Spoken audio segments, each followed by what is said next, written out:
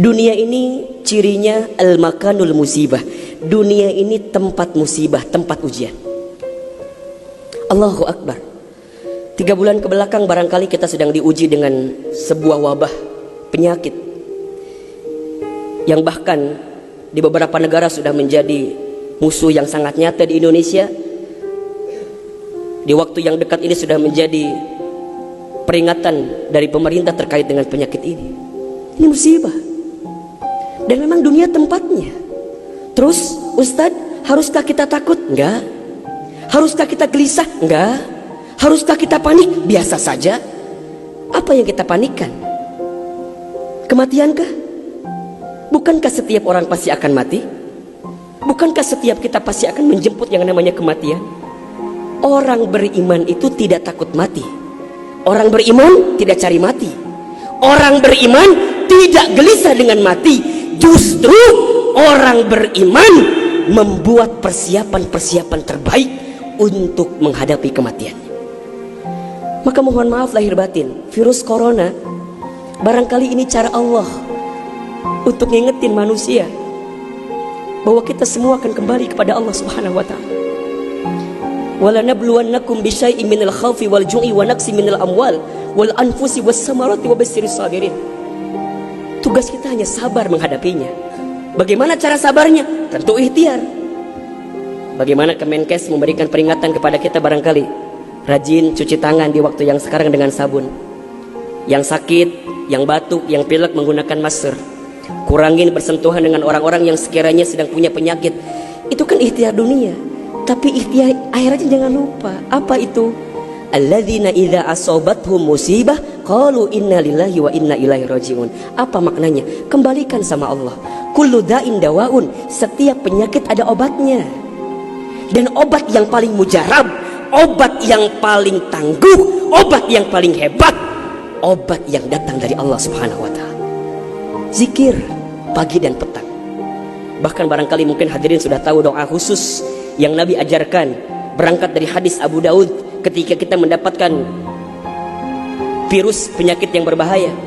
Allahumma inni a'udzubika minal barasi wal jununi wal judami wa min sayyi'il asqami. Ya Rabb, ya Rabb, sesungguhnya aku berlindung kepadamu dari penyakit belang, dari penyakit gila, dari penyakit kusta, dan kami pun berlindung kepadamu ya Allah dari penyakit yang mematikan, menyakitkan, bahkan mengerikan.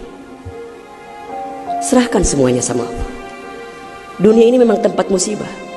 Dan jangan kaget, setelah virus ini pasti akan datang musibah yang selanjutnya.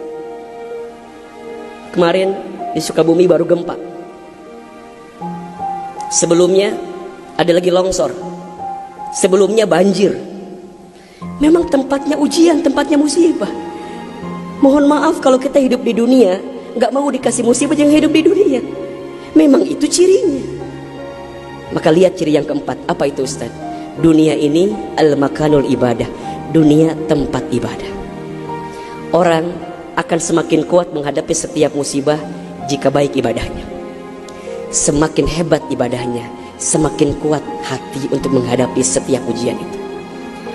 Semakin baik dia mendekat kepada Allah, maka semakin dekat jawaban jalan keluar dari setiap persoalan yang datang dalam kehidupan.